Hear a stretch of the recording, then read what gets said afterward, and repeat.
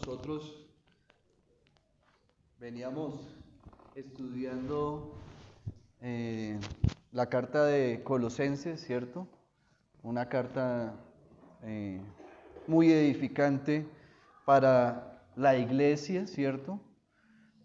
Anteriormente habíamos estudiado la carta también a los Efesios y veíamos cómo en estas cartas el apóstol Pablo, ¿cierto?, escribía a las iglesias de Colosas y Efesios, ¿cierto?, y nos mostraba acerca de la gracia, ¿cierto?, nos mostraba acerca de cómo gentiles y judíos que estaban separados ahora son juntos por medio del Señor Jesucristo y estaban haciendo esa iglesia, ¿cierto? Ese cuerpo nuevo.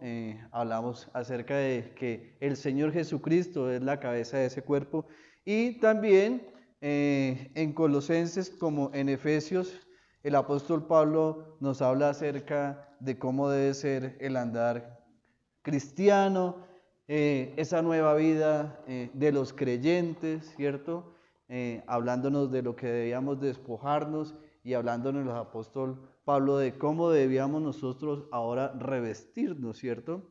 Y terminamos hace 8 días, ¿cierto? Acerca de precisamente de la sumisión, ¿cierto? Los deberes sociales de este nuevo creyente, como esposo, como marido, como hijo, como padre, pero a la vez también como siervos y también como amos, ¿cierto? Y hablamos también acerca de la oración y cómo deberíamos nosotros andar en sabiduría. Entonces, finalizamos ya esta carta a los Colosenses. Yo creo que es una carta de muchas y buenas y grandes bendiciones para nuestras vidas, ¿cierto? Y el Señor nos ayude a ponerlas en práctica, ¿cierto? Con la ayuda de ese Espíritu Santo, como hemos venido hablando, que mora en nosotros y que es el que nos ayuda precisamente a andar en sabiduría y poder aplicar esa sabiduría a nuestras vidas. Bueno, vamos a iniciar un estudio acerca de el Evangelio de Mateo. Entonces, el Señor nos ha puesto, ¿cierto? Especialmente a nuestro hermano Alejandro, el propósito de poder estudiar este Evangelio. Entonces, el Nuevo Testamento inicia, ¿cierto?, con estos 4 primeros evangelios, Mateo, Marcos, Lucas y Juan, ¿cierto? Y cada uno de ellos presentan el evangelio desde su perspectiva, ¿cierto? Es un solo evangelio, el evangelio del Señor Jesucristo, ¿cierto? Entonces, vamos a iniciar acerca de precisamente qué habla este evangelio para nuestras vidas, para nuestras iglesias, para nuestros ministerios, ¿cierto? Para las personas nuevas que están llegando, ¿cierto?, en busca del Señor Jesucristo, o las personas que ya están en el Señor Jesucristo, pero que desean conocer cada día más acerca de este Rey, como nos lo presenta el apóstol Mateo. ¿Listo? Entonces, el día de ayer tuvimos una feria, ¿cierto?, de nuestra iglesia en el parque del 20 de julio y veíamos nosotros acerca de precisamente de la evangelización. Y creo que cada uno de nosotros desde diferentes formas y de diferentes maneras presentábamos al Señor Jesucristo a estos pequeños niños, ¿cierto? Y qué grato ver en estos niños unas grandes respuestas que a veces ni siquiera los adultos nos atrevemos a dar con esa humildad y con esa sencillez que a veces nos cuesta del orgullo, ¿cierto? Reconocer, 1, que somos pecadores, 2, que necesitamos de un Salvador, pero veíamos niños de 4, 5, 6 años, ¿cierto? Cuando le preguntábamos nosotros que para ellos qué significaba la cruz y veíamos dando esas respuestas hermosas de que que representaban al Señor Jesucristo, hablándonos de pecado, ¿cierto? De que el Señor Jesucristo moría en la cruz precisamente por los pecados. Y qué bonito que estos niños pues hayan ya tenido esta experiencia, ¿cierto? Invidiable, porque muchas veces nosotros a pequeñas edad no tuvimos de pronto esa oportunidad de conocer del Señor Jesucristo, ese gran yo soy, ¿cierto? Yo soy la puerta, yo soy la luz, ¿quién más? Resurrección, la vida, ¿cierto? La luz, el pan de vida. Y pues de verdad muchas gracias a todos nuestros hermanos que dispusieron su tiempo, sus recursos para ser precisamente esos mensajeros, ¿ya? Esos mensajeros. El Evangelio, ¿cierto? Es la forma de narrar, ¿cierto? De comunicar esas buenas nuevas, esas noticias buenas, esas noticias de salvación. Y el Señor y el Espíritu Santo, ¿cierto? Prepara precisamente a estos niños. El Espíritu Santo nos prepara a nosotros, ¿sí?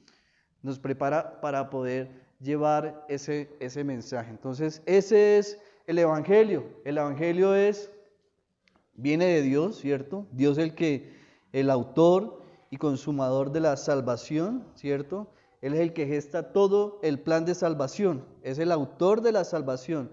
La salvación no viene del hombre, ¿verdad? Entonces vemos como en Isaías 33:22 dice, porque Jehová es nuestro juez, Jehová es nuestro legislador y Jehová es nuestro rey. Él mismo nos salvará. Amén. Entonces estamos viendo que el Dios Padre tiene un plan precisamente para la solución del pecado, y esa tarea de evangelización es hacer caer en cuenta a la persona del pecado, ¿ya? Entonces vemos desde que el inicio del ministerio de Jesucristo, ¿cierto? Vemos invitándolo al arrepentimiento del pecado, ¿cierto? Porque el reino de los cielos se ha acercado. Y vemos también a Juan Bautista haciendo ese llamamiento llamamiento al pueblo de Israel, al pueblo judío, acerca del arrepentimiento del pecado. Entonces, cuando Adán y Eva pecan, ¿cierto?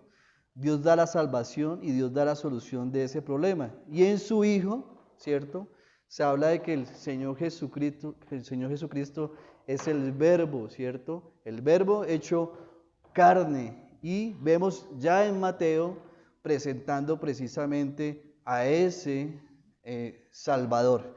Y en Mateo 1:21 dice la palabra del Señor, dice, y dará luz un hijo y llamará su nombre Jesús, porque él salvará a su pueblo de sus pecados. Entonces, estamos viendo este evangelio, ¿cierto? Cómo lo está haciendo la presentación de que somos pecadores, de que necesitamos un Salvador, y precisamente ese Salvador pues nos va a dar nos va a librar precisamente de esas consecuencias del pecado, que lo cantábamos nosotros y que también nuestro hermano Brian nos lo presentaba en la cena del Señor. Entonces vemos cómo Dios Padre, Dios Hijo, y también vemos el Dios Espíritu Santo, ¿cierto? Que es el agente de la salvación. Entonces es el que obra, el Espíritu es el que prepara, como hablábamos, a la gente a la que se le va a compartir. Él es el que nos inspira. No sé si alguno de los que estuvieron ayer se sintieron inspirados, ¿cierto? A hablar, a actuar, a hacer una obra, a ayudar, a colaborar. Entonces son gestos que nosotros hacemos porque es el Espíritu Santo, ese agente que nos ayuda y que nos inspira y nos guía, ¿cierto? Como nosotros como mensajeros de ese mensaje de las buenas nuevas. Y vemos en Hechos 1:8 dice, pero recibirán poder, ¿cierto? Cuando el Espíritu Santo descienda sobre todos, sobre ustedes, y serán testigos y le hablarán a la gente acerca de mí en todas partes, ¿cierto? Amén, ¿cierto? Y eso es precisamente la iglesia. Y ese es el propósito, ¿cierto?, de la iglesia desde el punto de vista de las Escrituras. Y ese es el propósito que tenemos nosotros como iglesia, como torre de refugio. Y es que nosotros podamos ser testigos, ¿cierto? Que podamos ser testigos de ese, ¿cierto?, de ese Rey Salvador, ese Rey Mesías que nos va a presentar Mateo por medio de su evangelio. Entonces, básicamente el Señor es soberano, la salvación viene de Él, y Jesucristo, ¿cierto?, es el emisario. Veíamos en varias oportunidades como en Mateo 28, 16, 20 empieza a hablar acerca del Señor Jesucristo, de que Él tiene toda la potestad, ¿cierto?, dada en el cielo y en la tierra. Y nos dice, por tanto, id y haced discípulos a todas las naciones, bautizándolos en el nombre del Padre y del Hijo y del Espíritu Santo, enseñándoles que guarden todas las cosas que os he mandado, y he aquí yo estoy con vosotros todos los días. Amén. Entonces, es el Señor Jesucristo.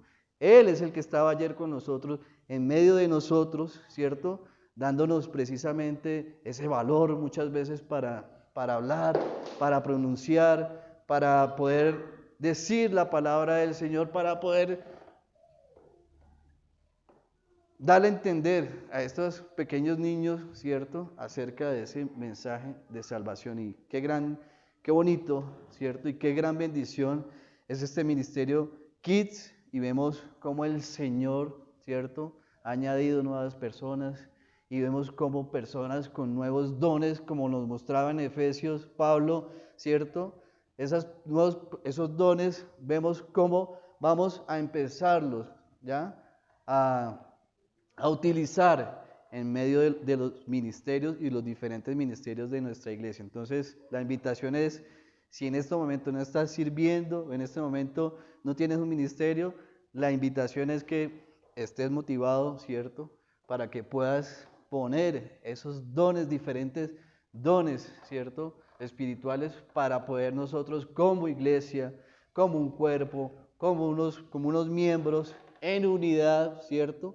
podamos nosotros seguir hablando de ese misterio revelado por Pablo en Colosenses, que es la iglesia, ¿cierto? La iglesia en los cuales gentiles o judíos, ¿cierto?, nos unimos por medio del Señor Jesucristo, y por medio de eso nace la iglesia, ¿cierto? Entonces, ese es el Evangelio. Quería hacer un breve repaso acerca del significado del Evangelio. Entonces, el Evangelio es comunicar, es hablar, es expresar de diferentes maneras, de diferentes formas. Y hoy en día las redes sociales, como le digo a mis hijos, no son solamente para ver, sino que podamos nosotros aprovechar, ¿cierto?, para también expresar nuestra fe, para poder nosotros también llevar ese mensaje del Señor Jesucristo. Y el contenido del mensaje, ¿cuál es? Las buenas nuevas, las buenas noticias. Y es que esa persona, ¿cierto?, ese pecador está separado del Señor, y de Dios Padre está separado, ¿cierto? Y solo por medio de la sangre preciosa del Señor Jesucristo es que puede tener una reconciliación. Ese es el mensaje que queremos dar, y que ese es las buenas nuevas que queremos llevar, bueno, y que nos dice precisamente el Señor que debemos hacer. Entonces, es confrontar a la persona con el pecado, ¿cierto?, pero a la vez hablar acerca del perdón de pecados a través de la obra preciosa, ¿cierto?, y sublime del Señor Jesucristo en la cruz. Entonces, hablamos acerca del Señor Jesucristo, este rey, ¿cierto?, soberano, el Mesías, el Cristo que nos va a presentar el apóstol Mateo por medio de este evangelio, y también acerca de que ese plan de rescate de Dios para quienes confían en el Señor, a fin de que puedan ser reconciliados con un Dios justo, santo, pero a la vez también amoroso y misericordioso, ¿cierto?, que nos manda a su Hijo amado a morir por nosotros en la cruz. Entonces, Cristo murió por nuestros pecados, ¿cierto? Y nos puede salvar. Y podemos nosotros en medio del Evangelio también hablar acerca de que no somos salvos por nuestras propias obras, ¿cierto? No somos salvos por nuestras propias obras, sino que nosotros como mensajeros vamos a hablar acerca precisamente de la obra del Señor Jesucristo y lo que Él hace, el Cordero de Dios. Y el deseo es que esta persona que pueda reconocer al Señor Jesucristo como su Señor y su Salvador, pueda congregarse, ¿cierto? Pueda ser parte de una iglesia y que pueda venir a adorar, que pueda venir a alabar al Señor, que le pueda venir a dar gracias a Él cada 8 días, ¿cierto? Manifestar ese gran sentimiento que hay en cada uno de nosotros de agradecimiento al Señor por su obra y por lo que nosotros reconocemos en Él. Y por último, algo muy importante es precisamente hablar del Señor Jesucristo, como lo veíamos en Colosenses y en Efesios, acerca de que somos también nosotros muertos, resucitados, ¿cierto? Sepultados y resucitados con el Señor Jesucristo. Entonces, cuando hablamos acerca de la resurrección del Señor Jesucristo, estamos hablando acerca de esa prueba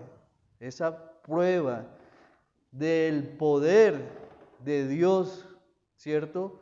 Para resucitar, para dar vida y para como hablábamos al finalizar allá en la actividad acerca de ese gran yo soy que es nuestra vida y también nuestra resurrección. Entonces, mis hermanos, en ese marco, acerca del el Evangelio como tal, ¿cierto? Enlazado precisamente con esta gran actividad que nos regaló el Señor de poder nosotros ser precisamente esos mensajeros.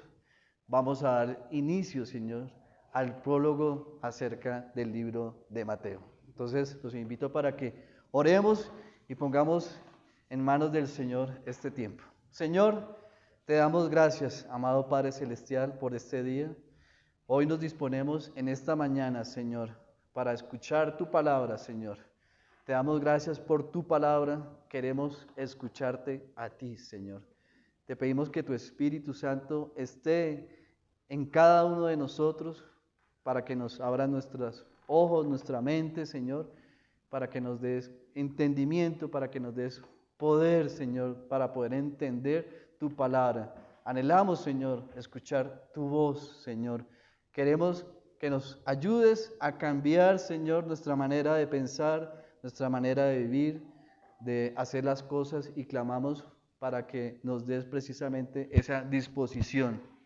Lléname, Señor, de tu Espíritu y permite que sea tu palabra la que se predique el día de hoy. Y te damos gracias, Señor, por la oportunidad que tuvimos ayer de poder proclamar, Señor, las buenas nuevas del Señor Jesucristo, Señor, de su muerte en la cruz, de su sepultura, de su ascensión al cielo, Señor, y también acerca de su regreso de su segunda venida, Señor. Gracias por hacernos embajadores, Señor. Gracias por hacernos testigos, Señor. Gracias por que podamos nosotros seguir compartiendo estas buenas nuevas, estas buenas noticias, ese mensaje de salvación con el poder de tu Espíritu Santo, Señor. Somos conscientes de que no podemos solos, Señor, y somos conscientes de que el mundo necesita de ti, Señor. Que el mundo pueda conocer, Señor, al Señor Jesucristo, a este Rey, a este Mesías, a este Cristo, a este Salvador que tú nos das, Señor. Te damos gracias, Señor, por el ministerio de Zona Kids. Te damos gracias, Señor, por cada una de las personas que participaron de alguna manera directa e indirectamente en esta actividad, Señor. Y qué bello, Señor, poder servirte, Señor, en tu obra y que podamos nosotros ser una iglesia evangelizadora, Señor. Levanta, Señor, como lo hemos orado, Señor. levanta evangelizadores en medio de nuestra congregación, Señor, para que haya un ministerio, Señor, haya un ministerio en nuestra iglesia y que podamos nosotros seguir cumpliendo tu gran mandato. En el nombre de tu Hijo amado, en el nombre que es sobre todo nombre, en el nombre del Señor Jesucristo, nuestro Salvador. Amén.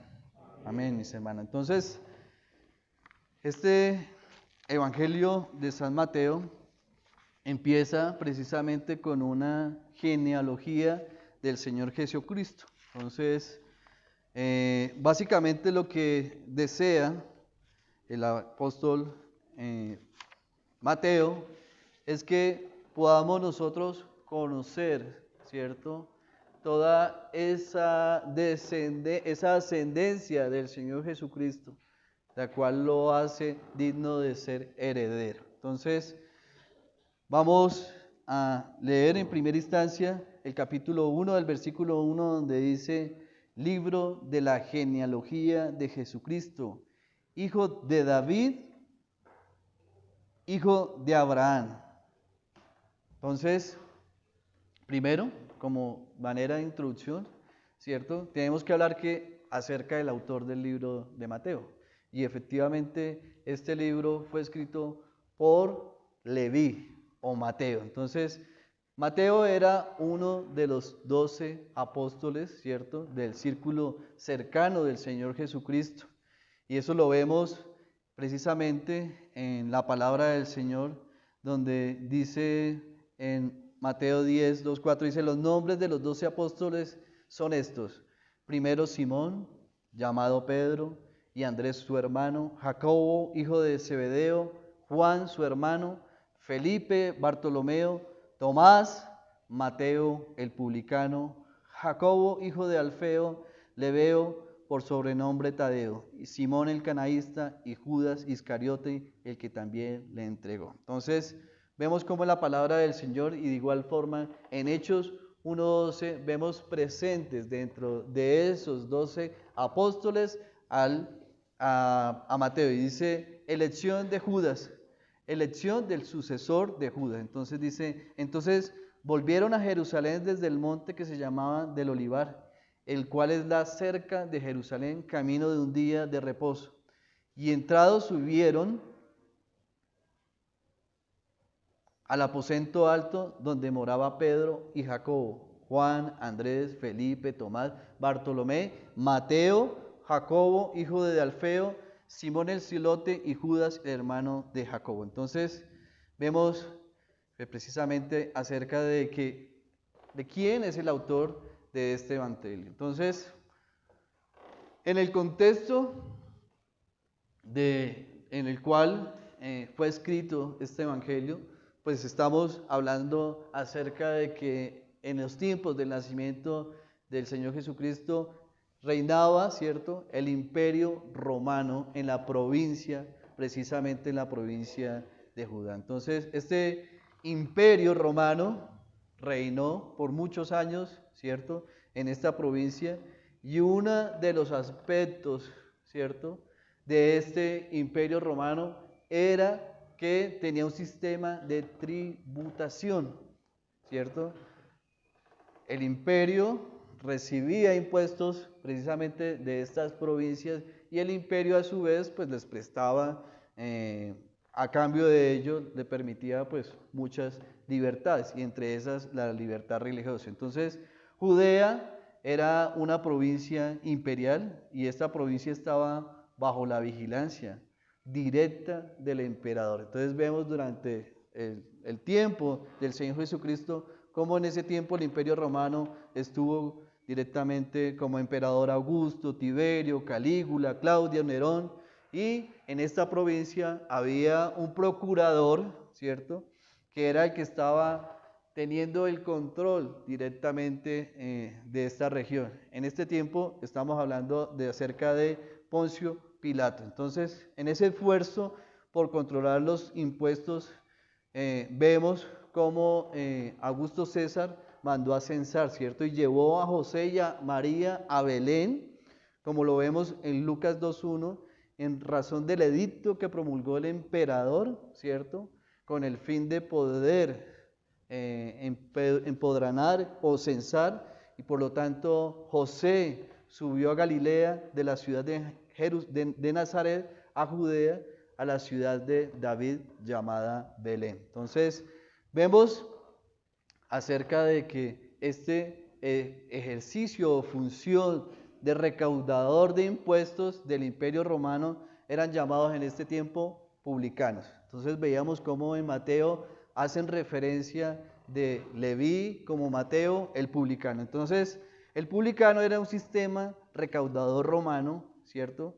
Que eran los subalternos que bajo la dirección de un funcionario romano se encargaba de cobrar impuestos y los derechos de paso de mercancías que se transportaban en un territorio oso. Entonces, vemos cómo ese funcionario, ¿cierto?, que recaudaba impuestos, recaudaba el impuesto que estaba definido ya por el imperio, pero a la vez ese recaudador aumentaba más los impuestos para poder ponerse él un sueldo. Entonces generalmente eran abusivos, extorsionadores, y lo cual generaba que ellos pues obviamente fueran vistos como traidores, como estafadores, como pecadores. Entonces entre esos publicanos estaba Leví, Mateo. Entonces vemos cómo precisamente en estas provincias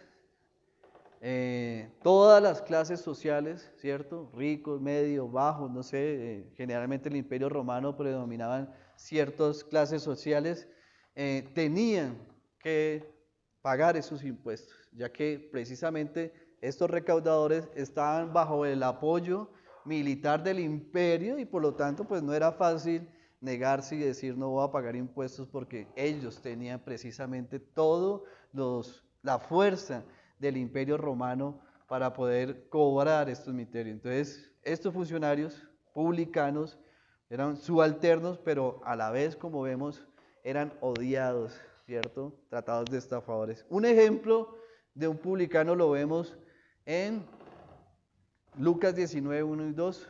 Entonces, si quieres me ayudas con este pasaje, Lucas 19, 1 y 2. Entonces, vamos a hablar acerca de Zaqueo. Zaqueo era, Mateo o Leví era un recaudador de impuestos de Capernaum, y Zaqueo era un recaudador de impuestos publicano, ¿cierto?, de el sector, la región o provincia de Jericó. Entonces, en Lucas 19, 1, 2 dice, habiendo entrado Jesús en Jericó, iba pasando por la ciudad y sucedió que un varón llamado Zaqueo, que era jefe de los publicanos y rico, procuraba ver quién era Jesús, pero no podía a causa de la multitud, pues era pequeño de estatura.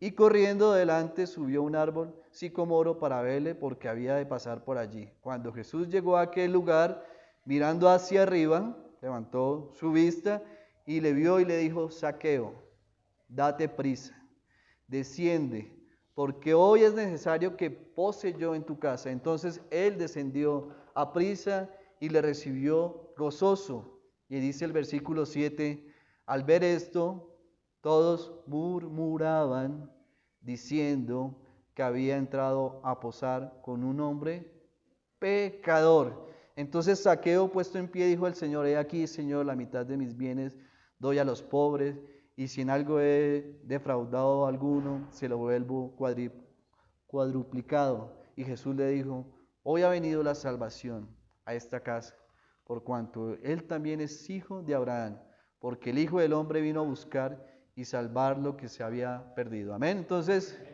vemos precisamente en ese pasaje de Zaqueo de que precisamente era un publicano, un rico, porque pues era un funcionario que prestaba una labor al imperio romano y que contaba pues precisamente con todo ese esquema militar y de gobierno de este imperio para poder ellos cobrar esos impuestos. Pero pues desde el punto de vista, Zaqueo era de la región, era pues obviamente judío como tal, israelita, hebreo, del mismo pueblo, ¿cierto? Al mismo pueblo, cobrándole los impuestos, pues obviamente el pueblo como tal no era a gusto con estos funcionarios. Y entre esos está Mateo, el Leví. Entonces, en Mateo 9, 9, 13, vemos precisamente el llamamiento que le hizo el Señor Jesucristo a Leví. Dice, después volvió a salir al mar, hablando acerca del Señor Jesucristo, ¿cierto?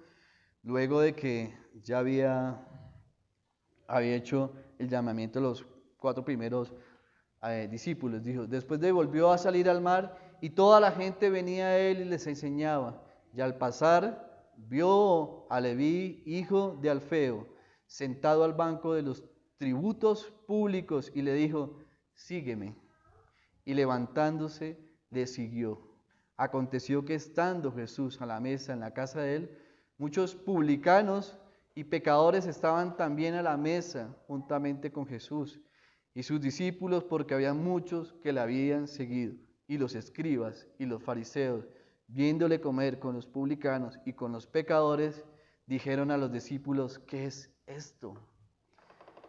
Que él come y bebe con los publicanos y pecadores. Al oír esto, Jesús les dijo, los sanos no tienen necesidad de médicos, sino los enfermos, y no he venido a llamar justos, sino a pecadores. Amén. Entonces, vemos cómo Jesús, después de haber llamado a sus primeros discípulos, Pedro, Andrés, Santiago y Juan, ha predicado justamente al lago, al mar de Galilea, que lo llaman por ser un lago grande, y cuando vuelve a salir al mar, llama a Leví. Y vemos precisamente este llamamiento.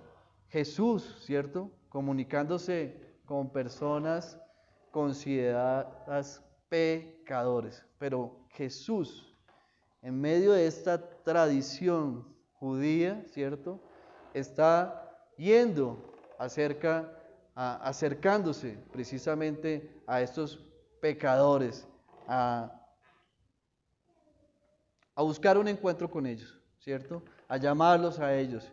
Y como dice el Señor, se compara a sí mismo con un médico, ya que estos enfermos eran los que necesitaban precisamente de la salvación. Entonces, en el contexto general, vamos viendo en cuanto al imperio, a la función, ¿cierto? El rol que cumplía Mateo, ¿cierto? Y pues este libro fue escrito aproximadamente, dicen, que entre el año 50 o 70, ¿cierto? Después de Cristo, antes de la destrucción de Jerusalén y de su templo. Entonces, vamos a ver el tema principal, ¿cierto? El tema principal del libro o el enfoque que quiere dar Mateo acerca del Evangelio. Entonces, ¿cuáles creen que ustedes que es el tema principal, cierto? Estamos hablando de quién, del Señor Jesucristo como Rey, ¿cierto? Como el Mesías, como el Cristo. Que viene precisamente a gobernar y a reinar como Dios lo había prometido. Entonces, nos habla precisamente de una persona muy especial, ¿cierto? Que posee justicia, que posee el poder, que posee la autoridad, ¿cierto? Y además, como lo quiere hacer, mostrar Mateo, es que tiene el derecho de reinar, no solamente a Israel, sino al mundo entero. Entonces, este gran rey, ¿cierto? Tendrá el poder para herir la cabeza de Satanás, como habla Génesis 3:15, de poder recuperar el dominio del hombre que perdió a través del pecado y poder establecer un reino en la tierra que se extenderá por la eternidad, para siempre, ¿cierto? Eternamente y para siempre. Y entonces nos habla Génesis acerca de este rey. Y dice Génesis 49:10, dice, no será quitado el cetro de Judá, ni el legislador de este entre sus pies, hasta que venga Silo, y a él se congregarán los pueblos. Amén. Entonces el cetro no se apartará de Judá, ni la vara del mando de sus descendientes. Entonces, este rey prometido en el Antiguo Testamento solamente podría aplicarse a este gran rey venidero. Entonces, vamos a empezar a hablar acerca de cómo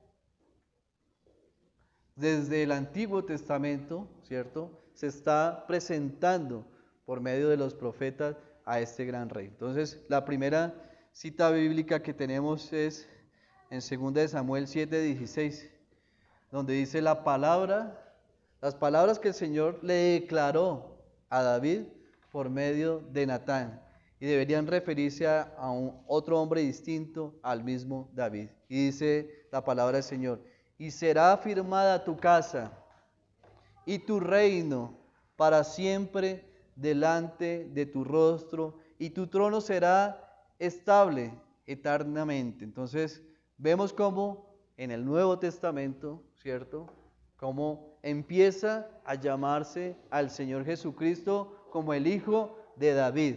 Y muchas veces, ¿cierto?, como lo vemos en Mateo 1:1, cuando habla, dice, cuando Jesús salió de la casa de la niña, le siguieron 2 hombres ciegos, quienes gritaban: Hijo de David, ten compasión de nosotros. Entonces, vamos viendo cómo esa forma de llamarlo, Hijo de David, empieza a verse en el Nuevo Testamento. Y esto también lo vemos en Mateo 15:22, cuando una mujer de los gentiles que vivía allí se le acercó y le rogó y le dijo al Señor: ten misericordia de mí, oh Señor, Hijo de David. Entonces, este reino de David, todos conocemos algo de esta historia, vemos que se hizo añico, ¿cierto? Y se dividió tan pronto murió Salomón, su sucesor, y no fue restablecido. Entonces, en el Salmo 2:6, ¿quién me ayuda?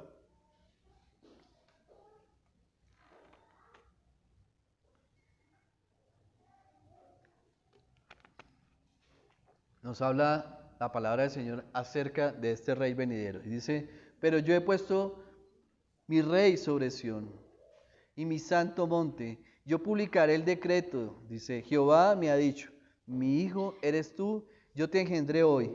Pídeme y te daré por herencia las naciones, y como posesión tuya los confines de la tierra. Entonces, vemos cómo por medio de los salmos, ¿cierto?, precisamente el rey David llama al Señor Jesucristo el Rey de Gloria, el Jehová de los ejércitos, al rey, precisamente a este rey venidero. Entonces, los profetas hablan acerca de este gran rey venidero. Y lo vemos, ¿cierto?, en un pasaje muy conocido por todos nosotros, como es Isaías 7:14.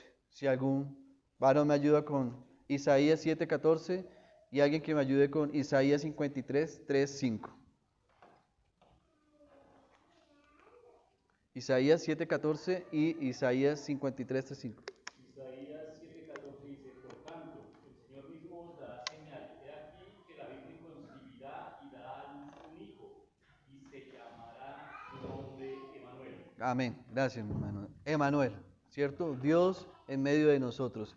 De igual forma, Isaías 53 nos habla acerca de este rey que sería despreciado, desechado, menospreciado, azotado, herido y abatido. ¿Tienes? Sí. Isaías 53, 3-5.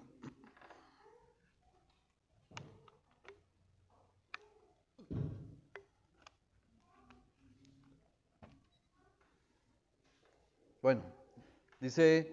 Isaías 53:3-5 dice: despreciado y desechado entre los hombres, varón de dolores, experimentado en quebranto, como que escondimos de él el rostro, fue menospreciado y no le estimamos. Ciertamente llevó él nuestras enfermedades y sufrió nuestros dolores, y nosotros le tuvimos por azotado, por herido de Dios y abatido. Mas él herido fue por nuestras rebeliones, molido por nuestros pecados. El castigo de nuestra paz fue sobre él, y por su llaga fuimos nosotros curados. Amén. Entonces, vemos cómo los profetas hablan, ¿cierto?, de este gran rey como alguien humano y divino. Entonces, Otro profeta en Daniel describe precisamente al rey como un hijo del hombre.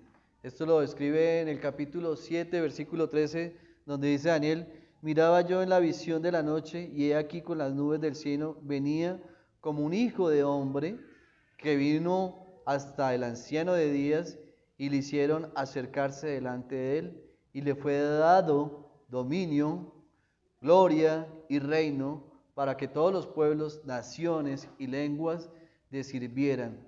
Su dominio es dominio eterno, y que nunca pasará, y su reino uno que no será destituido. Amén. Entonces, vemos precisamente que el Hijo del Hombre viene del cielo, con las nubes como carroza, y su reino es un reino universal y es un reino eterno. Entonces, este pasaje vemos cómo se identifica con el Señor Jesucristo como aquel que el anciano de días dará el reino, ¿cierto? Ese es nuestro amado Señor Jesucristo, Rey de reyes y Señor de señores. Entonces, vamos viendo cómo precisamente estamos hablando de cómo Mateo, ¿cierto? Como su tema principal, obviamente, acerca del Señor Jesucristo como Mesías, pero Él nos quiere mostrar precisamente esa línea ascendente, ¿cierto? Porque el Señor Jesucristo es digno precisamente de llamar el Rey. Entonces, vemos varios profetas, el profeta Miqueas también habla acerca del Señor, el Señor Jesús, como precisamente dice, de ti me saldrá el que será Señor en Israel, y sus salidas son desde el principio, desde los días de la eternidad. Y en el versículo 5 dice: pero tú, Belén, Efrata, pequeña para estar entre las familias de Judá, de ti me saldrá el que será Señor en Israel, y sus salidas son desde el principio, desde los días de la eternidad. Entonces, vamos viendo cómo profetas como Sofonías, Zacarías, hablan acerca del Rey de Israel, a ver cómo hablan de ese soberano, justo y salvador, ¿cierto? Por medio de estas profecías. Esto nos lo expone precisamente el apóstol Pedro, ¿cierto? Y nos habla acerca precisamente de estos escritores antiguos, cómo trataban de comprender precisamente esa naturaleza de aquel que ellos profetizaban, precisamente el Señor Jesucristo. Dice el apóstol Pedro en primera de Pedro 1:10, nos dice: los profetas que profetizaron de la gracia destinada a vosotros inquirieron diligentemente, indagaron acerca de esta salvación, escudriñando qué persona y qué tiempo indicaba el Espíritu de Cristo, es decir, acerca del Mesías que estaba en ellos, el cual anunciaba de antemano los sufrimientos de Cristo y las glorias que vendrían tras de ellos. Entonces, vemos cómo estos profetas del Antiguo Testamento escribieron de esta gracia, ¿cierto? De esta gracia que trataban ellos precisamente de poder comprender de la grandeza de ella. Entonces, la plena identidad y naturaleza del Rey profetizado se presentaron y se explica inicialmente precisamente en los evangelios. Y el primero de estos evangelios es precisamente, estamos hablando del evangelio de Mateo, que muestra, ¿cierto?, que el Señor Jesucristo es el único que cumple con los requisitos de los profetas. Entonces, todo el Nuevo Testamento reconoce al Señor Jesucristo como ese gran Rey prometido. Entonces, lo veíamos en Efesios, lo veíamos en Colosenses, como acerca del mismo apóstol Pablo, ¿cierto?, nos habla acerca de las glorias del Señor Jesucristo, hablándonos de que es la imagen del Dios invisible, del primogénito, y todos las características y atributos del Señor Jesucristo. Entonces, ese es el gran mensaje, ¿cierto?, que tiene la Biblia en sus 4 primeros libros, empezando el Nuevo Testamento, empezando con Mateo. Entonces, como le hablaba al comienzo, dentro de los 4 libros, ¿cierto?, cada uno de los escritores nos van a hablar acerca del Evangelio desde diferentes perspectivas, ¿cierto? las cuales son totalmente distintas. Vemos como en Mateo, ¿cierto? Es presentado el Señor Jesucristo como el Rey, como el soberano. En Marcos lo presenta en un papel extremo, porque Marcos presenta al Señor como el siervo. En Lucas, ¿cierto? Lo presenta al Señor Jesucristo como el Hijo del Hombre, mientras en Juan, el apóstol Juan, lo presenta como el Hijo de Dios. Entonces, al presentar la soberanía de Jesús, Mateo empieza su relato con la genealogía del Señor, que se remonta, como veamos en el versículo 2, ¿cierto? Desde Abraham, el padre del pueblo hebreo, ¿cierto? Asimismo lo muestra al Señor Jesucristo como Dios soberano y el hombre siervo. Entonces, vemos precisamente esa presentación que hace Mateo acerca de la soberanía del Señor Jesús, ¿cierto? Mostrando precisamente esa línea heredera a través del rey David como Dios soberano. Entonces, al presentar a Jesús como siervo, pues el apóstol Marcos no ofrece ningún tipo de genealogía, porque el linaje de un siervo pues no es importante, ¿cierto? Pero al presentar a Jesús como el Hijo del Hombre, Lucas rastrea precisamente esa genealogía hasta Adán, el primer hombre. Eso lo vemos en Lucas. Y al presentar a Jesús como el Hijo de Dios, Juan precisamente no da ningún tipo de genealogía humana ni narraciones de nacimiento o de la infancia, sino que inicia precisamente su evangelio ofreciendo esa genealogía divina, cuando habla en su evangelio en que en el principio era el verbo y el verbo era con Dios y el verbo era de Dios, ¿cierto? Entonces este mensaje del libro de Mateo se centra precisamente en la realeza, ¿cierto? En la realeza del Señor Jesucristo. Entonces,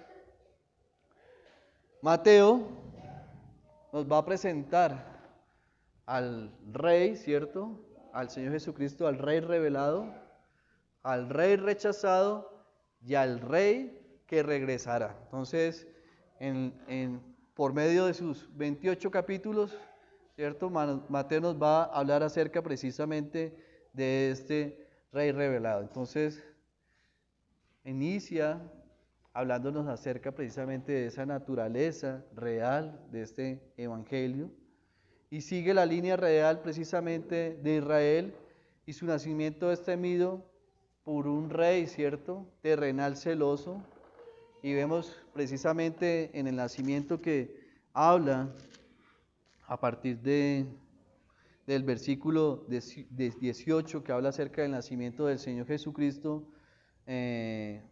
Vemos también cómo los magos llevan regalos, ¿cierto?, a Jesús siendo bebé, que son unos regalos reales del Oriente.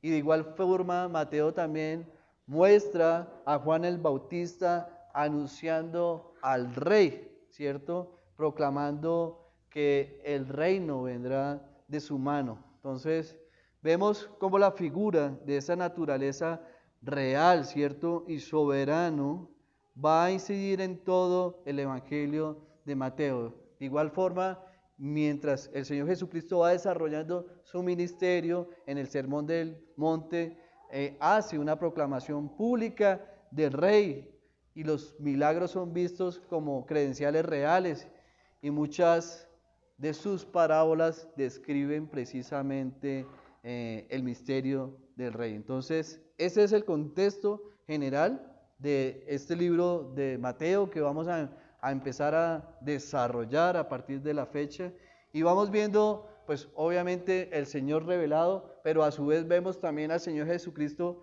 rechazado, y vemos cómo por medio de la misma escritura, del mismo evangelio, vemos cómo antes de que naciera el Señor Jesucristo, ¿cierto?, su madre María estuvo en peligro por ser rechazada por José. También luego, después de su nacimiento, vimos cómo Herodes amenazó su vida, ¿cierto? Y los padres del niño tuvieron que huir a Egipto y su precursor, Juan el Bautista, fue encarcelado, ¿cierto? Y finalmente decapitado. Entonces, vemos esas dos presentaciones del rey revelado en su nacimiento y cómo lo expone Mateo, pero de igual forma vamos a empezar a ver entre este evangelio cómo ese rey también fue rechazado.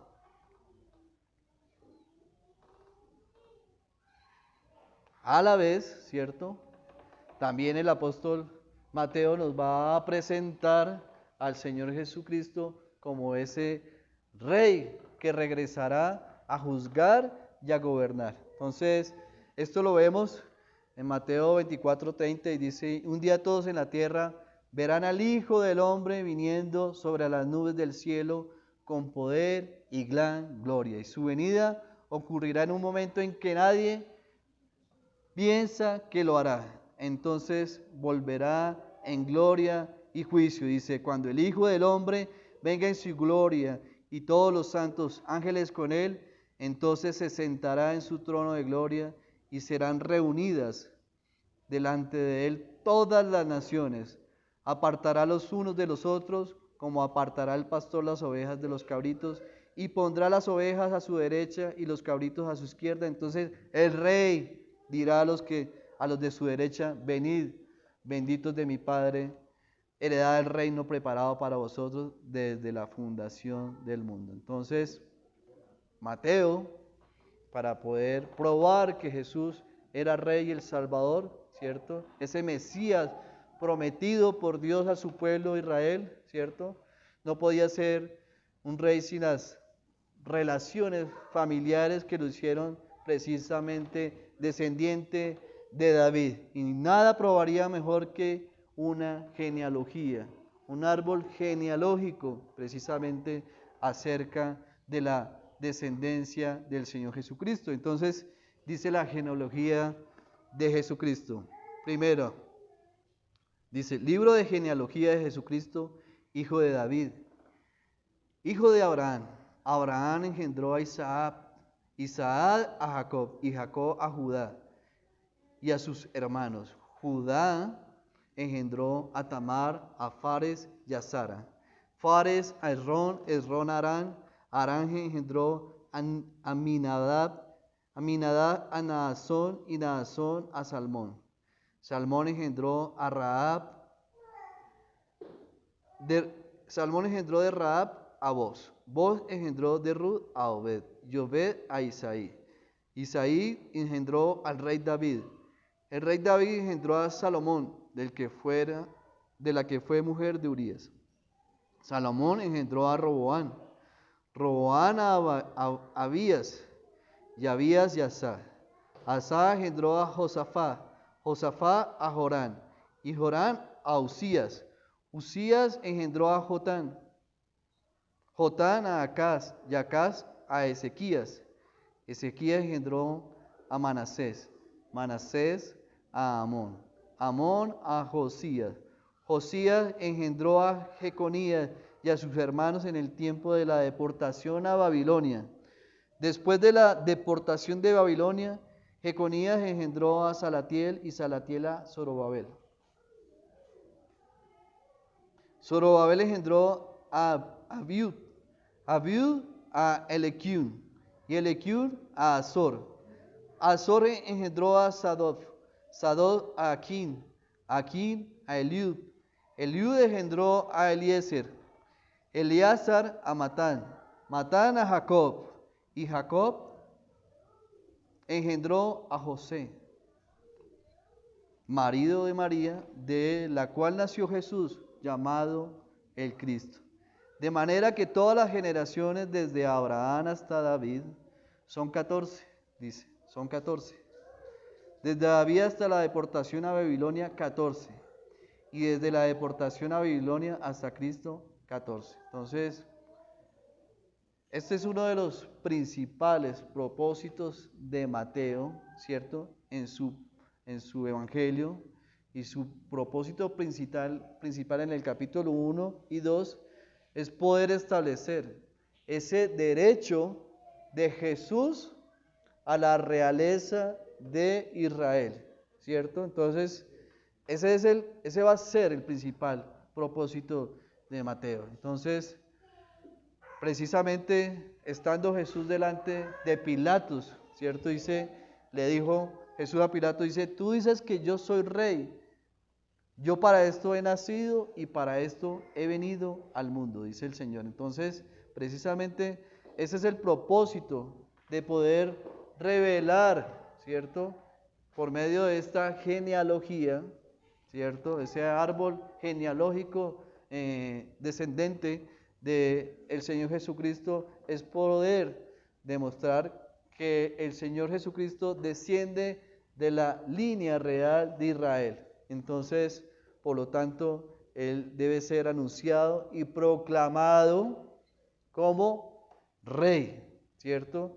Y para que alguien pueda, ¿cierto?, ser decretado o declarado rey, pues tiene que haber una prueba de la familia real reconocida. Entonces, esa línea real del Mesías comenzó con David, ya que, como vimos, Dios prometió a través del profeta Natán que sería a través de los descendientes de David que traería el gran rey, que en última instancia reinaría sobre Israel y establecería su reino eterno. Esta promesa pues no se cumplió con Salomón. Entonces, vemos que a través de la historia, precisamente esa historia en las Escrituras, vemos que para el pueblo de Israel es muy importante precisamente los antecedentes genealógicos, ¿cierto?, que pudieran tener. Y vemos esta importancia desde el comienzo, después de entrar a Canaán bajo el mando de Josué y conquistar la región que Dios le había prometido. La tierra fue cuidadosamente y exactamente repartida en territorios dados a cada una de las tribus que ingresaron, ¿cierto?, después del éxodo desde Egipto. Entonces, vemos también acerca precisamente de la importancia de estos antecedentes genealógicos, porque además, ¿cierto?,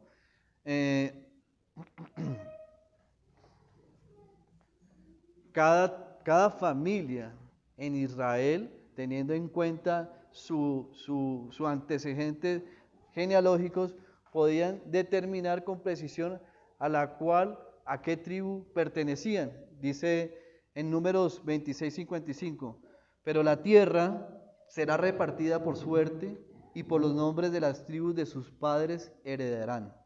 Y mandó Moisés a los hijos de Israel diciendo, esta es la tierra que os repartiré en heredades por sorteo, que mandó Jehová que diese a las 9 tribus y a la media tribu. Entonces, vemos cómo precisamente la importancia de los antecedentes genealógicos también servía para poder calificar la función sacerdotal.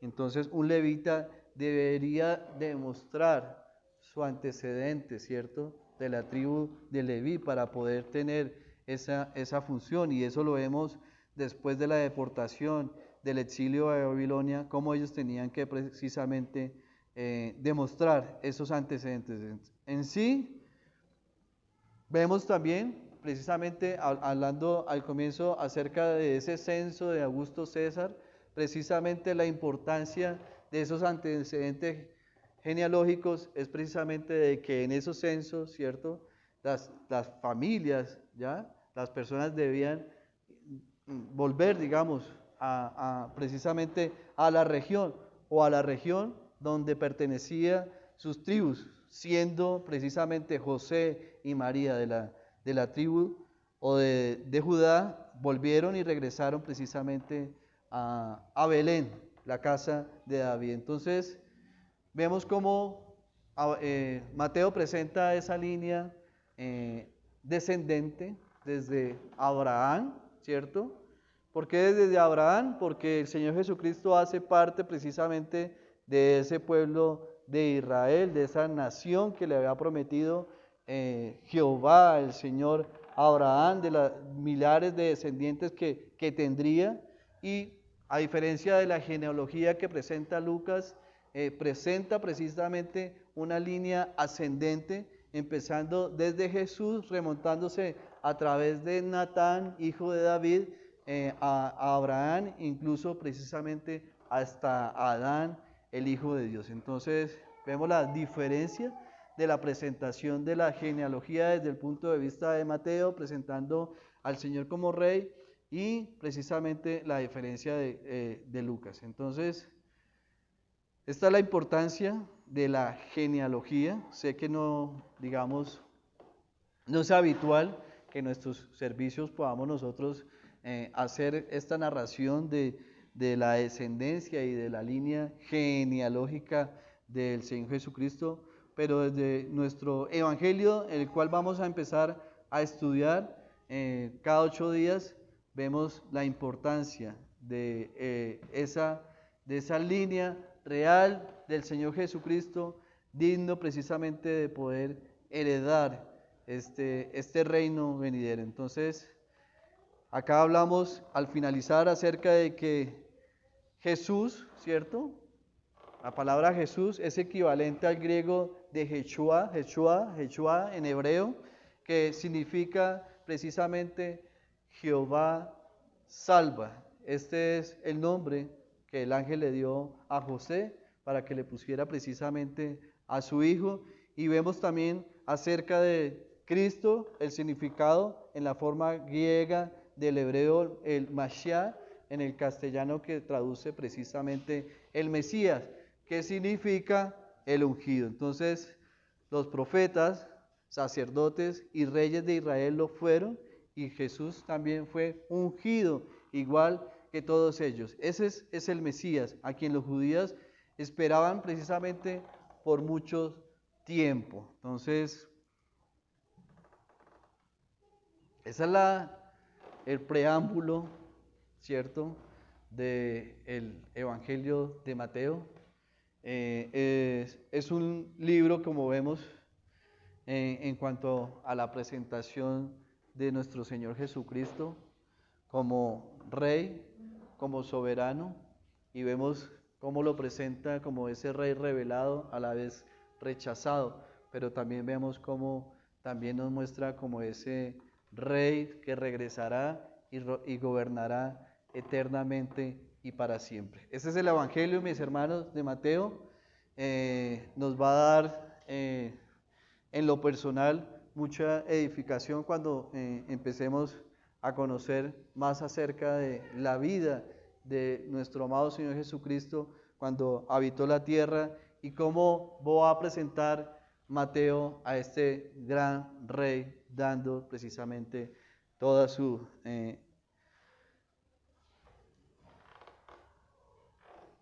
dando precisamente ese evangelio del Señor Jesucristo, ¿cierto?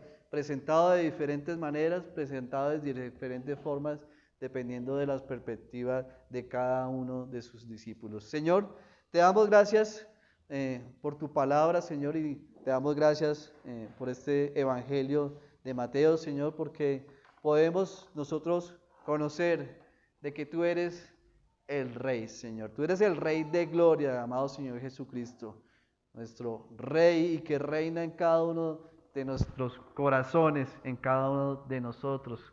Te damos gracias, Señor, por tu palabra, y te pedimos para que podamos nosotros tener precisamente esa disposición en nuestra mente, en nuestro cuerpo, para conocer, Señor, de tu vida, Señor, conocer de ti, Señor, conocer de que tú eres ese Mesías, ¿cierto?, en el cual se profetizó en la antigüedad, en el Antiguo Testamento. Y qué bendición, Señor, como hablaba Pedro, de que nosotros podamos conocer, Señor, de tu obra, Señor, y de ti, Señor, y de todas las bendiciones espirituales que hay en nuestra vida, pero sobre todo, Señor, de la gran salvación, porque tú eres Jesús, el que nos salvará de nuestros pecados. Te amamos, Señor, te damos gracias, Señor, y no hay nadie más como tú, solo tú, y toda nuestra gloria, toda nuestra adoración, Señor, son para ti, Señor, porque solamente tú eres digno de toda gloria, honra y poder. Oramos en el nombre de tu Hijo amado, Señor Jesús. Amén. Muchas gracias, mis hermanos.